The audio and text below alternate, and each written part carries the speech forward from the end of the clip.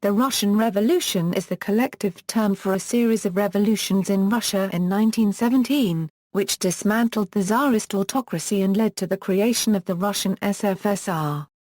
The emperor was forced to abdicate and the old regime was replaced by a provisional government during the First Revolution of February 1917.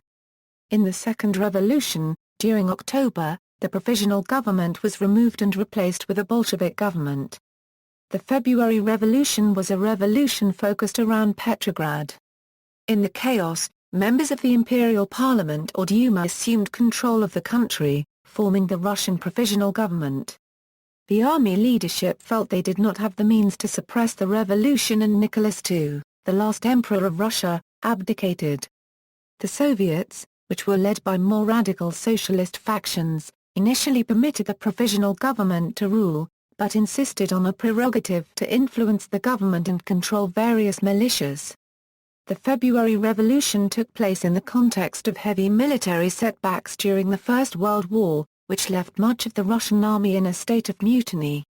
A period of dual power ensued, during which the provisional government held state power while the national network of Soviets, led by socialists, had the allegiance of the lower classes and the political left. During this chaotic period there were frequent mutinies, protests and many strikes. When the provisional government chose to continue fighting the war with Germany, the Bolsheviks and other socialist factions campaigned for stopping the conflict. The Bolsheviks turned workers' militias under their control into the Red Guards over which they exerted substantial control. In the October Revolution, the Bolshevik Party, led by Vladimir Lenin, and the Workers' Soviets, overthrew the provisional government in Petrograd. The Bolsheviks appointed themselves as leaders of various government ministries and seized control of the countryside, establishing the Shika to quash dissent. To end Russia-Unregistered trademark participation in the First World War, the Bolshevik leaders signed the Treaty of Brest-Litovsk with Germany in March 1918.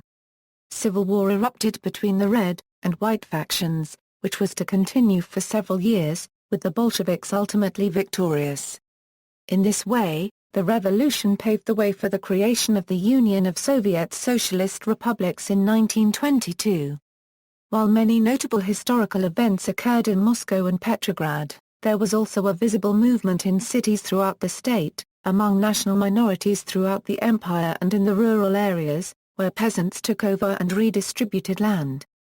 Background: the Russian Revolution of 1905 was said to be a major factor to the February revolutions of 1917. The events of Bloody Sunday triggered a line of protests. A council of workers called the Saint Petersburg Soviet was created in all this chaos, and the beginning of a communist political protest had begun. World War I prompted a Russian outcry directed at Tsar Nicholas II. It was another major factor contributing to the retaliation of the Russian communists against their royal opponents. After the entry of the Ottoman Empire on the side of the Central Powers in October 1914, Russia was deprived of a major trade route through Ottoman Empire, which followed with a minor economic crisis, in which Russia became incapable of providing munitions to their army in the years leading to 1917. However, the problems were merely administrative, and not industrial, as Germany was producing great amounts of munitions whilst constantly fighting on two major battle fronts. The war also developed a weariness in the city, owing to a lack of food in response to the disruption of agriculture. Food scarcity had become a considerable problem in Russia, but the cause of this did not lie in any failure of the harvests, which had not been significantly altered during wartime. The indirect reason was that the government, in order to finance the war, had been printing off millions of ruble notes, and by 1917 inflation had made prices increase up to 4 times what they had been in 1914. The peasantry were consequently faced with a higher cost of purchases, but made no corresponding gain in the sale of their own produce, since this was largely taken by the middlemen on whom they depended. As a result, they tended to hold their grain and to revert to subsistence farming. Thus the cities were constantly short of food. At the same time, rising prices led to demands for higher wages in the factories, and in January and February 1916 revolutionary propaganda, aided by German funds, led to widespread strikes. The outcome of all this, however, was a growing criticism of the government rather than any war weariness. The original fever of patriotic excitement, which had caused the name of Saint Petersburg to be changed to the less German-sounding Petrograd, may have subsided a little in the subsequent years, but it had not turned to defeatism, and during the initial risings in Petrograd in February 1917, the crowds in the streets clearly objected to the banners proclaiming "Down with the war." Heavy losses during the war also strengthened thoughts that Tsar Nicholas II was unfit to rule. The liberals were now better placed to voice their complaints, since they were participating more fully through a variety of voluntary organizations. Local industrial committees proliferated. In July 1915, a Central War Industries Committee was established under the chairmanship of a prominent Octobrist, Guchkov, and including 10 workers' representatives.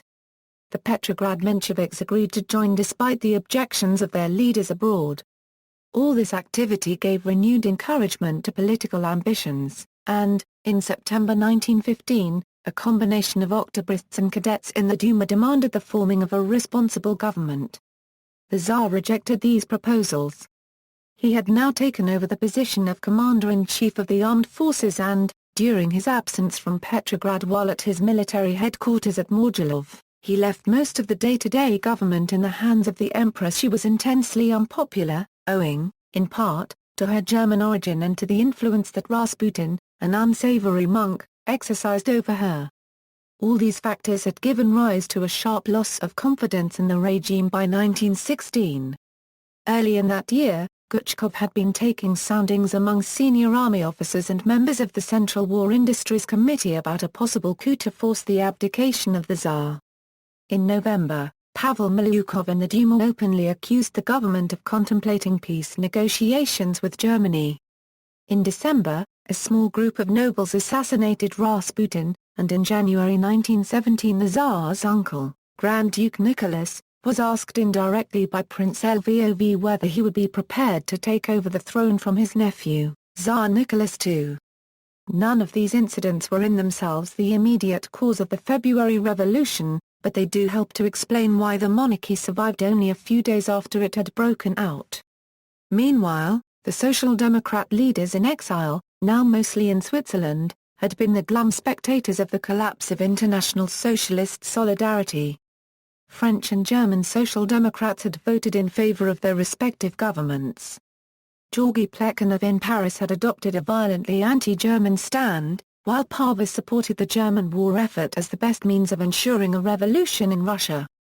The Mensheviks largely maintained that Russia had the right to defend herself against Germany, although Martov, now on the left of his group, demanded an end to the war and a settlement on the basis of national self-determination, with no annexations or indemnities. It was these views of Martov that predominated in a manifesto drawn up by Leon Trotsky at a conference in Zimmerwald, attended by 35 socialist leaders in September 1915. Inevitably Vladimir Lenin, supported by Zinoviev and Radke, strongly contested them. Their attitudes became known as the Zimmerwald left. Lenin rejected both the defense of Russia and the cry for peace. Since the autumn of 1914, he had insisted that from the standpoint of the working class and of the laboring masses the lesser evil would be the defeat of the Tsarist monarchy.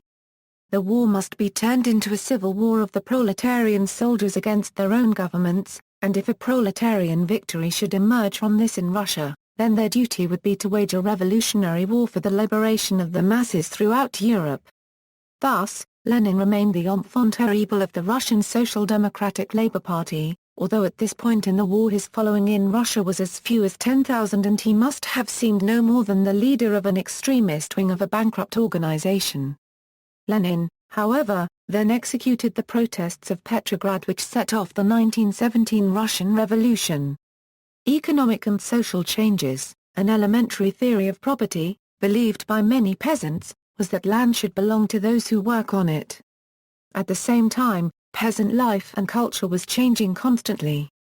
Change was facilitated by the physical movement of growing numbers of peasant villages who migrated to and from industrial and urban environments, but also by the introduction of city culture into the village through material goods, the press, and word of mouth. Workers also had good reasons for discontent, overcrowded housing with often deplorable sanitary conditions, long hours at work, constant risk of injury and death from very poor safety and sanitary conditions, harsh discipline, and inadequate wages. At the same time, urban industrial life was full of benefits, though these could be just as dangerous, from the point of view of social and political stability, as the hardships. There were many encouragements to expect more from life. Acquiring new skills gave many workers a sense of self-respect and confidence, heightening expectations and desires. Living in cities, workers encountered material goods such as they had never seen while in the village. Most important, living in cities, they were exposed to new ideas about the social and political order. The social causes of the Russian Revolution mainly came from centuries of oppression of the lower classes by the Tsarist regime, and Nicholas's failures in World War I. While rural agrarian peasants had been emancipated from serfdom in 1861, they still resented paying redemption payments to the state, and demanded communal tender of the land they worked.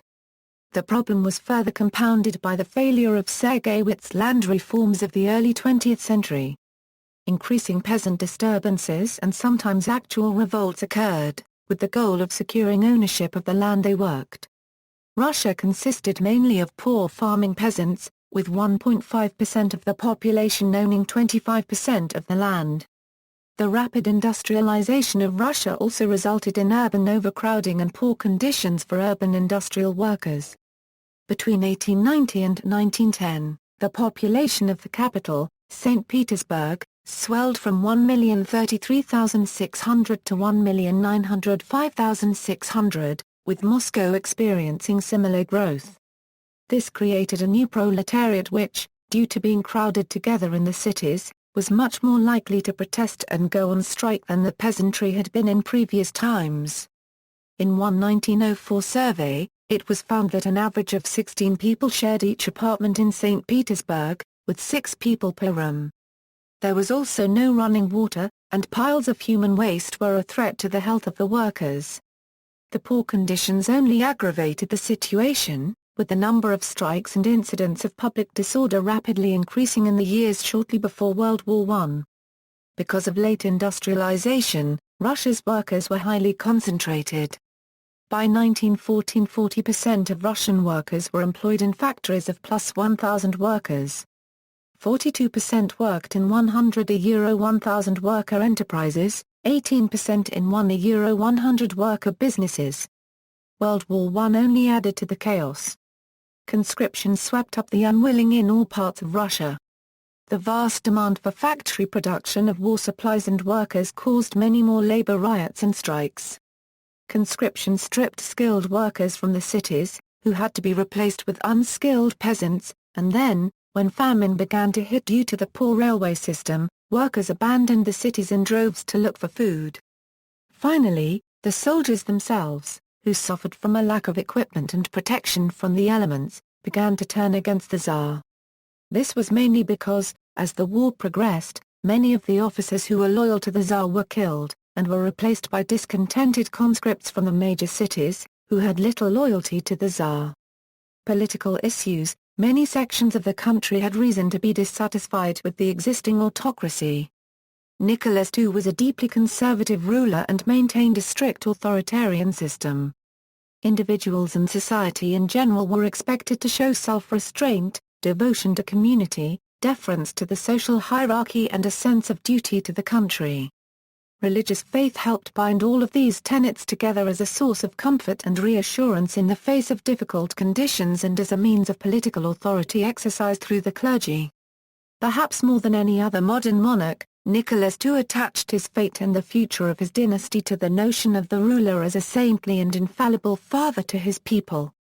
This idealized vision of the Roman monarchy blinded him to the actual state of his country. With a firm belief that his power to rule was granted by divine right, Nicholas assumed that the Russian people were devoted to him with unquestioning loyalty. This ironclad belief rendered Nicholas unwilling to allow the progressive reforms that might have alleviated the suffering of the Russian people. Even after the 1905 revolution spurred the Tsar to decree limited civil rights and democratic representation, He worked to limit even these liberties in order to preserve the ultimate authority of the crown. Despite constant oppression, the desire of the people for democratic participation in government decisions was strong. Since the Age of Enlightenment, Russian intellectuals had promoted Enlightenment ideals such as the dignity of the individual and the rectitude of democratic representation. These ideals were championed most vociferously by Russia-Euro-unregistered trademark S liberals, although populists, Marxists, and anarchists also claimed to support democratic reforms. A growing opposition movement had begun to challenge the Romanov monarchy openly well before the turmoil of World War I. Dissatisfaction with Russian autocracy culminated in the huge national upheaval that followed the Bloody Sunday massacre of January 1905, in which hundreds of unarmed protesters were shot by the Tsar's troops. Workers responded to the massacre with a crippling general strike, forcing Nicholas to put forth the October Manifesto, which established a democratically elected parliament. The Tsar undermined this promise of reform but a year later with Article 87 of the 1906 Fundamental State Laws, and subsequently dismissed the first two Duma when they proved uncooperative. Unfulfilled hopes of democracy fueled revolutionary ideas and violent outbursts targeted at the monarchy. One of the Tsarist Euro-unregistered trademark's principal rationales for risking war in 1914 was his desire to restore the prestige that Russia had lost amid the debacles of the Russo-Japanese War. Nicholas also sought to foster a greater sense of national unity with a war against a common and ancient enemy. The Russian Empire was an agglomeration of diverse ethnicities that had shown significant signs of disunity in the years before the First World War. Nicholas believed in part that the shared peril and tribulation of a foreign war would mitigate the social unrest over the persistent issues of poverty, inequality, and inhuman working conditions. Instead of restoring Russia's political and military standing, World War I led to the horrifying slaughter of Russian troops and military defeats that undermined both the monarchy and society in general to the point of collapse. World War I, the outbreak of war in August 1914 initially served to quiet the prevalent social and political protests, focusing hostilities against a common external enemy, but this patriotic unity did not last long. As the war dragged on inconclusively, war weariness gradually took its toll. More important, though, was a deeper fragility. Although many ordinary Russians joined anti-German demonstrations in the first few weeks of the war, the most widespread reaction appears to have been skepticism and fatalism. Hostility toward the Kaiser and the desire to defend their land and their lives did not necessarily translate into enthusiasm for the Tsar or the government. Russia's first major battle of the war was a disaster. In the 1914 Battle of Tannenberg, over 30,000 Russian troops were killed or wounded and 90,000 captured, while Germany suffered just 12,000 casualties. However, Austro-Hungarian forces allied to Germany were driven back deep into the Galicia region by the end of the year. In the autumn of 1915, Nicholas had taken direct command of the army, personally overseeing Russia's main theatre of war and leaving his ambitious but incapable wife Alexandra in charge of the government. Reports of corruption and incompetence in the Imperial government began to emerge, and the growing influence of Grigory Rasputin in the Imperial family was widely resented. In the eyes of Lynch, a revisionist historian who focuses on the role of the people, Rasputin was a fatal disease to the Tsarist regime. In 1915, things took a critical turn for the worse when Germany shifted its focus of attack to the Eastern Front. The superior German army, a better led, better trained and better supplied was terrifyingly effective against the ill-equipped Russian forces, driving the Russians out of Galicia, as well as Russian Poland, during the Galicia-Tanakub offensive campaign. By the end of October 1916, Russia had lost between 1,600,000 and 1,800,000 soldiers, with an additional 2 million prisoners of war and 1 million missing, all making up a total of nearly 5 million men. These staggering losses played a definite role in the mutinies and revolts that began to occur. In 1916, reports of fraternizing with the enemy started to circulate. Soldiers went hungry, and lacked shoes, munitions, and even weapons. Rampant discontent lowered morale, which was further undermined by a series of military defeats. casualty rates were the most vivid sign of this disaster. Already, by the end of 1914, only 5 months into the war, around 390,000 Russian men had lost their lives and nearly 1 million were injured.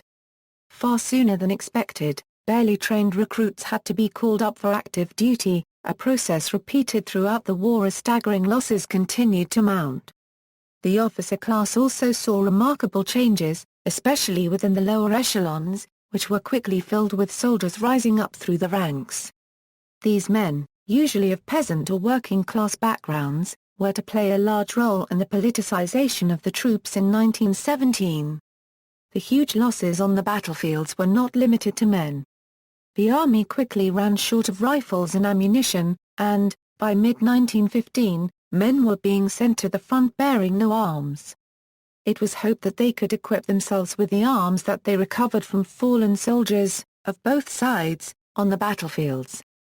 With good reason, the soldiers did not feel that they were being treated as human beings, or even as valuable soldiers, but rather as raw materials to be squandered for the purposes of the rich and powerful. By the spring of 1915, the army was in steady retreat, which was not always orderly. Desertion, plunder and chaotic flight were not uncommon. By 1916, however, the situation had improved in many respects. Russian troops stopped retreating, and there were even some modest successes in the offensives that were staged that year, albeit at great loss of life.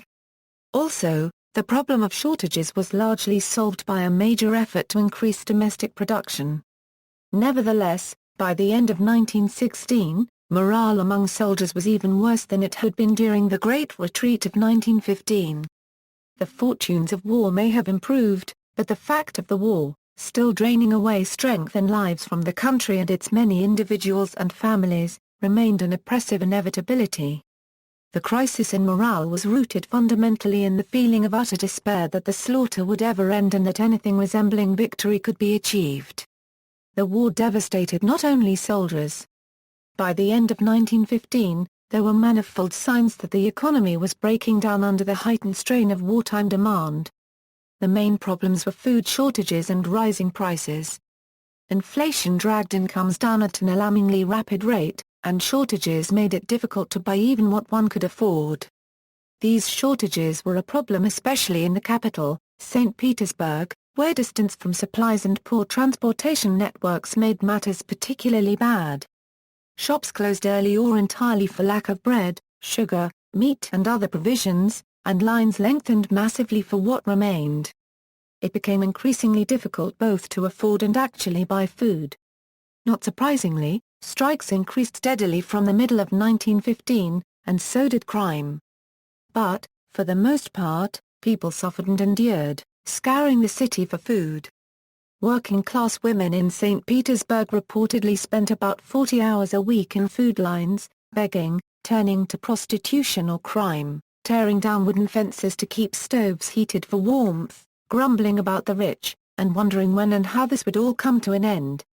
Government officials responsible for public order worried about how long people's patience would last. A report by the St. Petersburg branch of the security police, the Ukraina, in October 1916, warned bluntly of the possibility in the near future of riots by the lower classes of the empire enraged by the burdens of daily existence. Nicholas was blamed for all of these crises, and what little support he had left began to crumble. As discontent grew, the State Duma issued a warning to Nicholas in November 1916. It stated that, inevitably, a terrible disaster would grip the country unless a constitutional form of government was put in place. In typical fashion, however, Nicholas ignored them, and Russia's Tsarist regime collapsed a few months later during the February Revolution of 1917. 1 year later, the Tsar and his entire family were executed.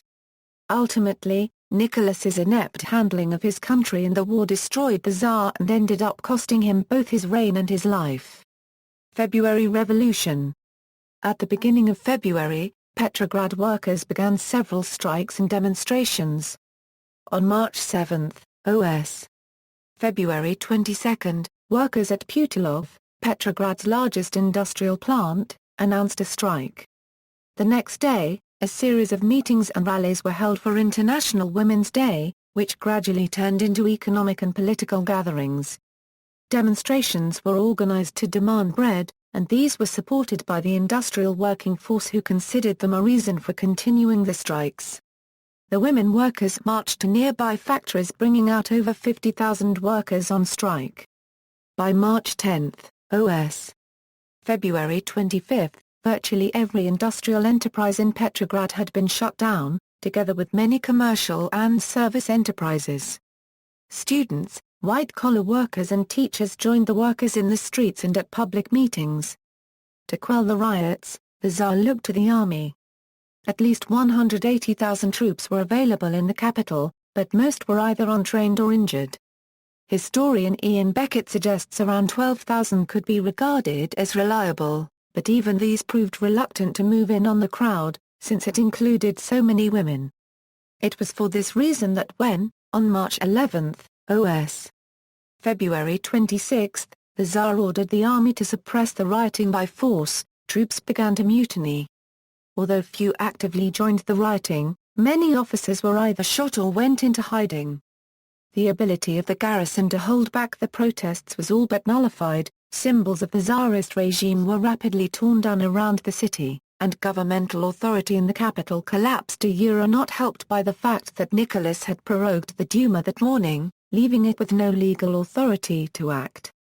The response of the Duma, urged on by the liberal bloc, was to establish a temporary committee to restore law and order. Meanwhile, the socialist parties established the Petrograd Soviet to represent workers and soldiers. The remaining loyal units switched allegiance the next day.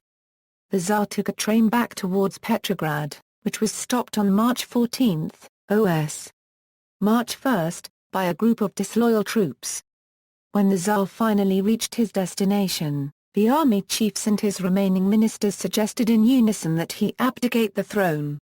He did so on March 15, OS. March 2, on behalf of himself, and then, having taken advice, on behalf of his son, the Tsarevich. Nicholas nominated his brother, the Grand Duke Michael Alexandrovich, to succeed him. But the Grand Duke realized that he would have little support as ruler, so he declined the crown on March 16, OS. March 3, stating that he would take it only if that was the consensus of democratic action. 6 days later, Nicholas, no longer Tsar and addressed with contempt by the centuries as Nicholas Romanov, was reunited with his family at the Alexander Palace at Tsarskoye Selo. He was placed under house arrest with his family by the Provisional Government. The immediate effect of the February Revolution was a widespread atmosphere of elation and excitement in Petrograd. On March 16, OS. March 3, a provisional government was announced. The centre-left was well represented, and the government was initially chaired by a liberal aristocrat, Prince Georgy Evgenievich Lvov, a member of the Constitutional Democratic Party. The Socialists had formed their rival body, the Petrograd Soviet, 4 days earlier. The Petrograd Soviet and the Provisional Government competed for power over Russia. Between February and throughout October, dual power, the effective power of the Provisional Government was challenged by the authority of an institution that claimed to represent the will of workers and soldiers and could, in fact, mobilize and control these groups during the early months of the revolution. The Petrograd Soviet, Council of Workers' Deputies. The model for the Soviet were workers' councils that had been established in scores of Russian cities during the 1905 revolution. In February 1917, striking workers elected deputies to represent them, and socialist activists began organizing a citywide council to unite these deputies with representatives of the socialist parties. On February 27, Socialist Duma deputies, mainly Mensheviks and socialist revolutionaries, took the lead in organizing a citywide council. The Petrograd Soviet met in the Tauride Palace, the same building where the new government was taking shape. The leaders of the Petrograd Soviet believed that they represented particular classes of the population, not the whole nation. They also believed Russia was not ready for socialism. So they saw their role as limited to pressuring hesitant bourgeoisie to rule and to introduce extensive democratic reforms in Russia. They met in the same building as the emerging provisional government, not to compete with the Duma Committee for State Power but to best exert pressure on the new government, to act, in other words, as a popular democratic lobby. The relationship between these two major powers was complex from the beginning and would shape the politics of 1917. The representatives of the provisional government agreed to take into account the opinions of the Soviet of Workers' deputies, though they were also determined to prevent interference in the actions of the government, which would create an unacceptable situation of dual power. In fact, this was precisely what was being created, though this dual power was the result less of the actions or attitudes of the leaders of these two institutions than of actions outside their control, especially the ongoing social movement taking place on the streets of Russia, unregistered trademark cities, in factories and shops, in barracks and in the trenches, and in the villages. A series of political crises see the chronology below and the relationship between population and government and between the provisional government and the Soviets, undermined the authority of the provisional government but also of the moderate socialist leaders of the Soviet. Although the Soviet leadership initially refused to participate in the bourgeois provisional government, Alexander Kerensky, a young and popular lawyer and a member of the Socialist Revolutionary Party, agreed to join the new cabinet, and became an increasingly central figure in the government, eventually taking leadership of the provisional government. As Minister of War and later Prime Minister, Kerensky promoted freedom of speech, released thousands of political prisoners, did his very best to continue the war effort and even organized another offensive.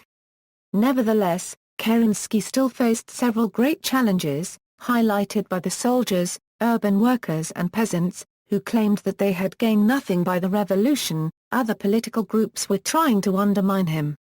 Heavy military losses were being suffered on the front. The soldiers were dissatisfied and demoralized and had started to defect. There was enormous discontent with Russia's involvement in the war, and many were calling for an end to it. There were great shortages of food and supplies, which was difficult to remedy because of the wartime economic conditions. The political group that proved most troublesome for Kerensky, and would eventually overthrow him, was the Bolshevik Party, led by Vladimir Lenin. Lenin had been living in exile in neutral Switzerland and, due to democratization of politics after the February Revolution, which legalized formally banned political parties, he perceived the opportunity for his Marxist revolution. Although return to Russia had become a possibility, the war made it logistically difficult. Eventually, German officials arranged for Lenin to pass through their territory, hoping that his activities would weaken Russia or even if the Bolsheviks came to power lead to Russia's withdrawal from the war. Lenin and his associates, however, had to agree to travel to Russia in a sealed train. Germany would not take the chance that he would foment revolution in Germany. After passing through the front, he arrived in Petrograd in April 1917. With Lenin's arrival, the popularity of the Bolsheviks increased steadily. Over the course of the spring, public dissatisfaction with the provisional government and the war, in particular among workers, soldiers and peasants, pushed these groups to radical parties. Despite growing support for the Bolsheviks, buoyed by maxims that called most famously for all power to the Soviets, the party held very little real power in the moderate-dominated Petrograd Soviet. In fact, historians such as Sheila Fitzpatrick have asserted that Lenin's exhortations for the Soviet Council to take power were intended to arouse indignation both with the provisional government, whose policies were viewed as conservative, and the Soviet itself, which was viewed as subservient to the conservative government. By some historians' accounts, Lenin and his followers were unprepared for how their groundswell of support, especially among influential worker and soldier groups, would translate into real power in the summer of 1917. On June 18, the provisional government launched an attack against Germany that failed miserably. Soon after, the government ordered soldiers to go to the front, reneging on a promise. The soldiers refused to follow the new orders. The arrival of radical Kronstadt sailors who had tried and executed many officers, including one admiral further fueled the growing revolutionary atmosphere. The sailors and soldiers, along with Petrograd workers, took to the streets in violent protest, calling for all power to the Soviets. The revolt, however, was disowned by Lenin and the Bolshevik leaders and dissipated within a few days. In the aftermath, Lenin fled to Finland under threat of arrest while Trotsky, among other prominent Bolsheviks, was arrested.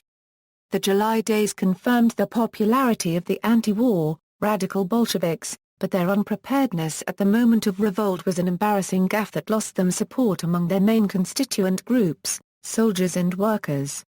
The Bolshevik failure in the July days proved temporary. The Bolsheviks had undergone a spectacular growth in membership. Whereas, in February 1917, the Bolsheviks were limited to only 24,000 members, by September 1917 there were 200,000 members of the Bolshevik faction. Previously, the Bolsheviks had been in the minority in the two leading cities of Russia Saint Petersburg and Moscow behind the Mensheviks and the socialist revolutionaries. By September the Bolsheviks were in the majority in both cities. Furthermore, the Bolshevik-controlled Moscow Regional Bureau of the party also controlled the party organizations of the 13 provinces around Moscow. These 13 provinces held 37% of Russia's population and 20% of the membership of the Bolshevik faction. In August, poor or misleading communication led General Lev Kornilov, the recently appointed Supreme Commander of Russian military forces, to believe that the Petrograd government had already been captured by radicals, or was in serious danger thereof. In response, he ordered troops to Petrograd to pacify the city. To secure his position, Kerensky had to ask for Bolshevik assistance. He also sought help from the Petrograd Soviet, which called upon armed Red Guards to defend the revolution. The Kornilov affair failed largely due to the efforts of the Bolsheviks, whose influence over railroad and telegraph workers proved vital in stopping the movement of troops. With his coup failing, Kornilov surrendered and was relieved of his position.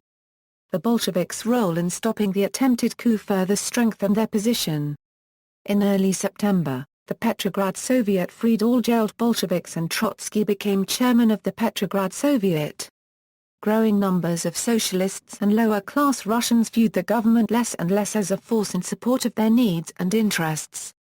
The Bolsheviks benefited as the only major organized opposition party that had refused to compromise with the Provisional Government, and they benefited from growing frustration and even disgust with other parties, such as the Mensheviks and socialist revolutionaries, who stubbornly refused to break with the idea of national unity across all classes. In Finland, Lenin had worked on his book State and Revolution and continued to lead his party, writing newspaper articles and policy decrees.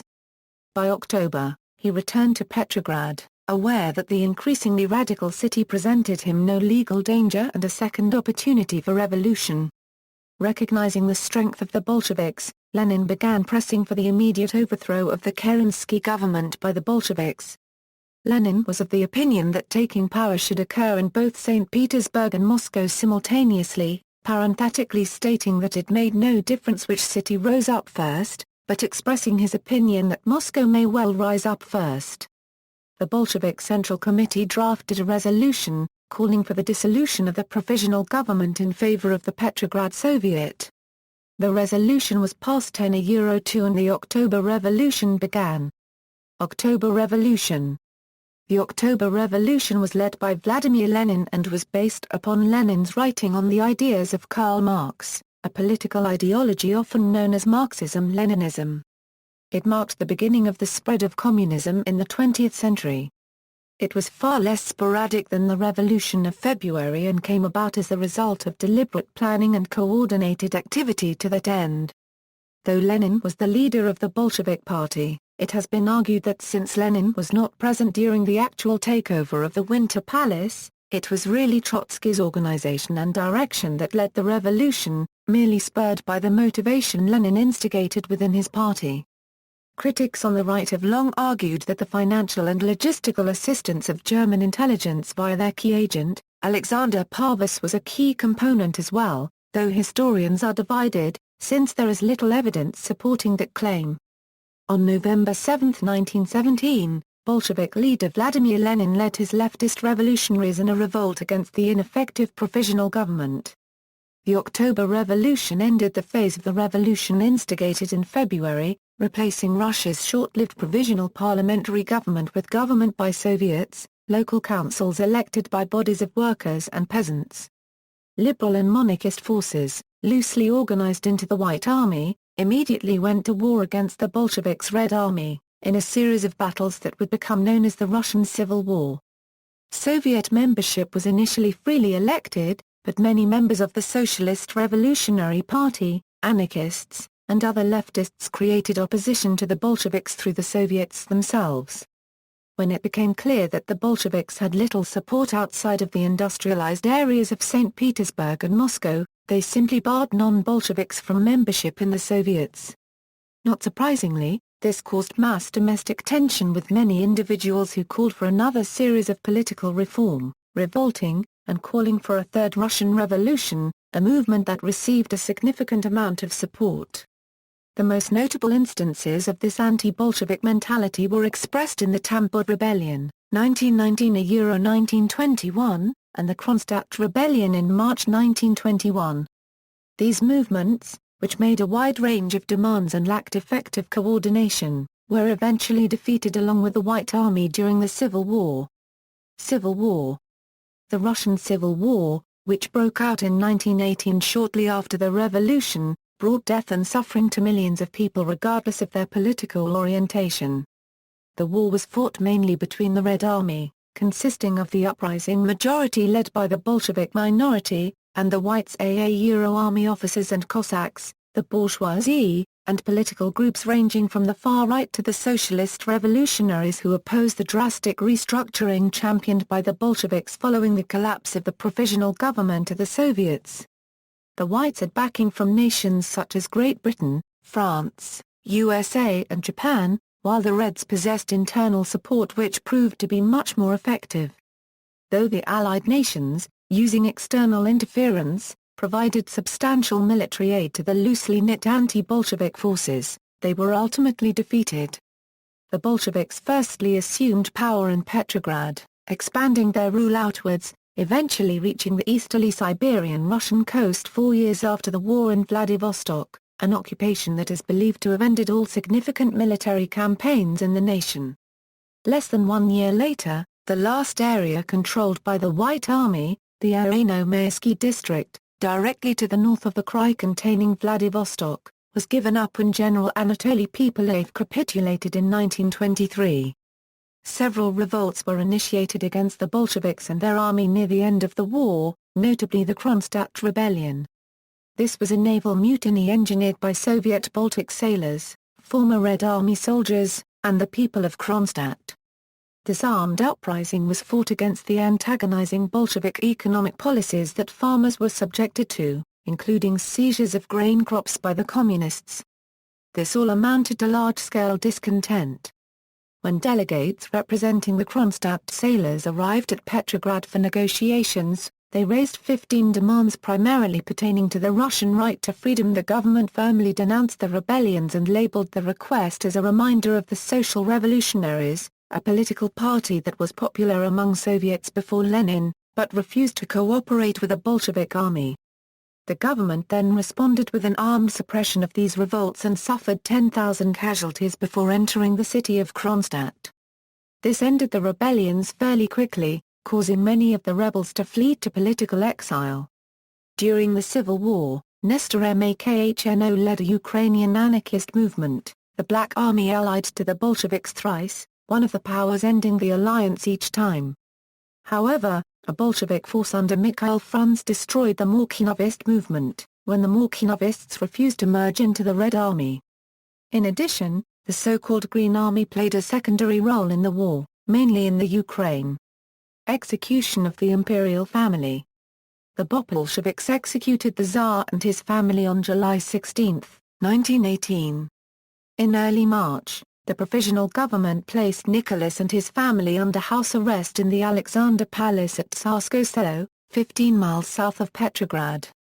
In August 1917 the Kerensky government evacuated the Romanovs to Tobolsk in the Urals, to protect them from the rising tide of revolution during the Red Terror.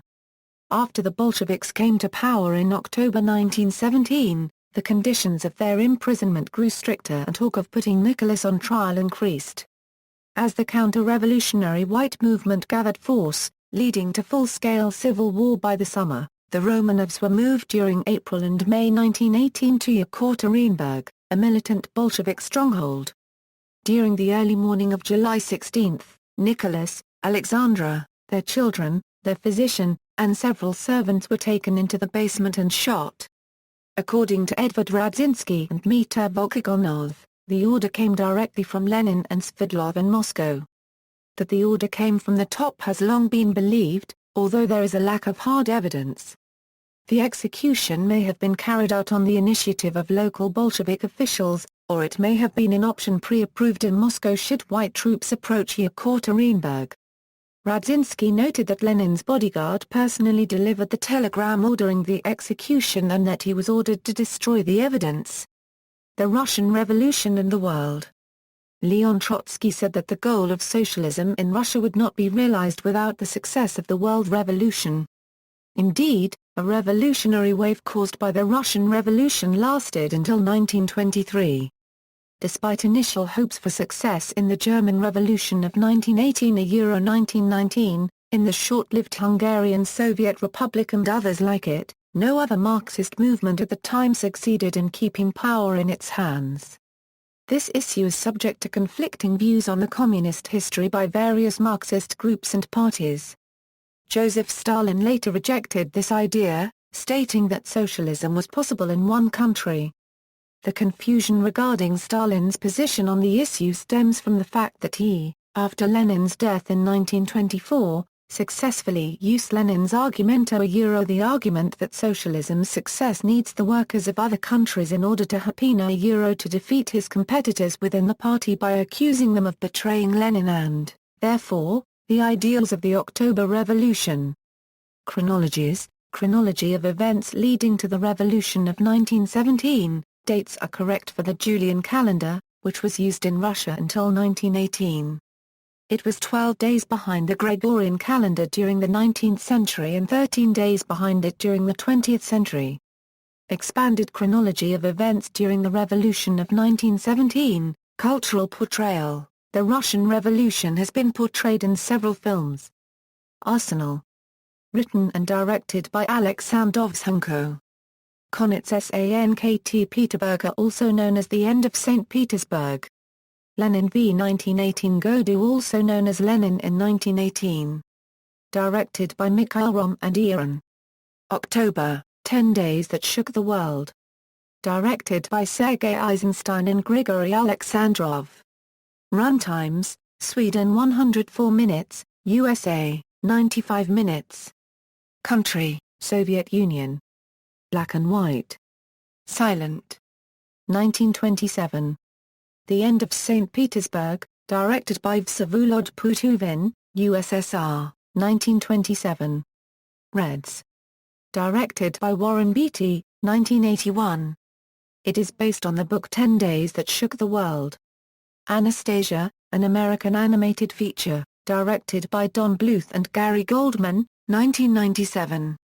Dr. Zavoyo, a drama romance war film directed by David Lean, 1965. Filmed in Europe with a largely European cast, loosely based on the famous novel of the same name by Boris Pasternak. The White Guard, Mikhail Bulgakov, 1926. Partially autobiographical novel, portraying the life of one family torn apart by uncertainty of the Civil War times. Also, Dni Turbonaik, 1976, a Euro film based on the novel. See also, Arthur Ransom, February Revolution, October Revolution, Jacob Schiff, John Reed, 10 Days That Shook the World. Red Terror, White Terror, Footnotes. Notes. References, Acton, Edward, Vladimir Cherniev, and William G. Rosenberg, eds. A Critical Companion to the Russian Revolution, 1914 a Euro 1921. Beckett, Ian F. W. The Great War.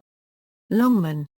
ISBN A1-4058-1252-4. Robert Paul Browder.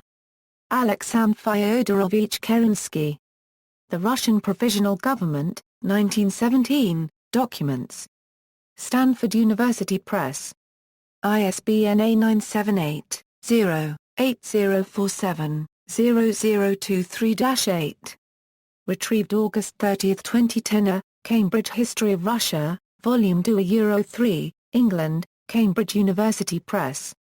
ISBN 0-521-81529-0 ISBN 0-521-81144-9. Figgs, Orlando. A People's Tragedy, The Russian Revolution 1891 Euro 1924, an ISBN 0-14-024364-X ISBN 0-670-85916-8, Fitzpatrick, Sheila. The Russian Revolution 199 pages. Oxford University Press. Second reissue edition. December 1, 2001. ISBN 0-19-280204-6. Lincoln, W. Bruce. Passage Through Armageddon, The Russians in War and Revolution, 1914 Euro 1918, Malone, Richard. Analyzing the Russian Revolution. Australia, Cambridge University Press. PA 67. ISBN A0-521-54141-7. Pipes, Richard. The Russian Revolution, Robert Service. A History of Modern Russia from Nicholas II to Vladimir Putin. Harvard University Press. ISBN A978-0-674-01801-3. Retrieved September 1, 2010. Steinberg, Mark, Voices of Revolution, 1917. Yale University Press, 2001, Thames, Richard. Last of the Tsars. London, Pan Books Limited. ISBN A978-0-330-02902-5. Wade, Rexa. The Russian Revolution, 1917. Cambridge University Press. ISBN A978-0-521-84155-9. Retrieved September 1, 2010. Further reading, Participants' Accounts, Reed, John. 10 Days That Shook the World. 1919, First edition, published by BONI and Liverite, Incorporated for international publishers. Transcribed and marked by David Walters for John Reed Internet Archive. Penguin Books. First edition. June 1, 1980. ISBN 0-14-018293-4. Retrieved May 14, 2005. Serge, Victor. Year 1 of the Russian Revolution. L'Année de la Révolution Russe, 1930. Year 1 of the Russian Revolution, Holt, Reinhardt, and Winston. Translation, Editor's Introduction, and Notes. A copyright 1972 by Peter Sedgwick. Reprinted on Victor Serge Internet Archive by permission.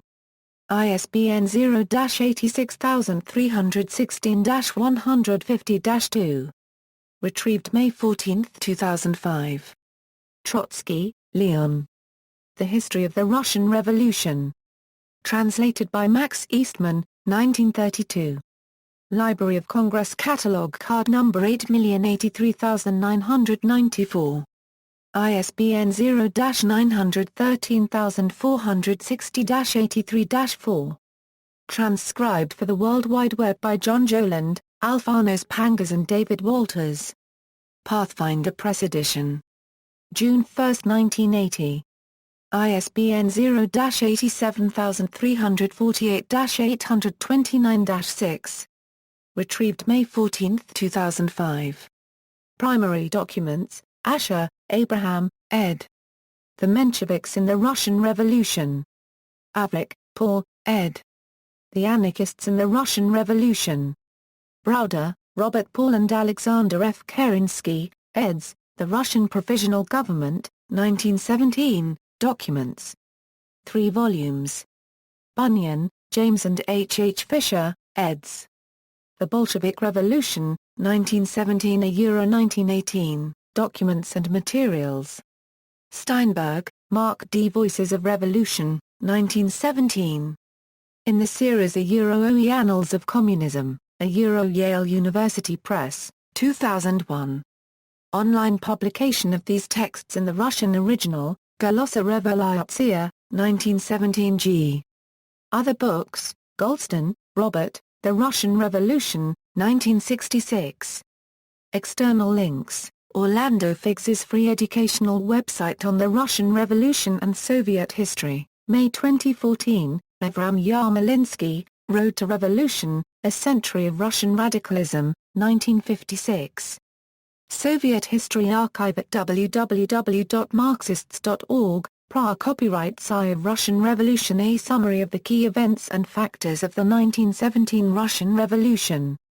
Kevin Murphy's Isaac and Tamara Deutscher Memorial Prize Lecture Can We Write the History of the Russian Revolution, which examines historical accounts of 1917 in the light of newly accessible archive material. Thanks to Trotsky, the insurrection was bloodless.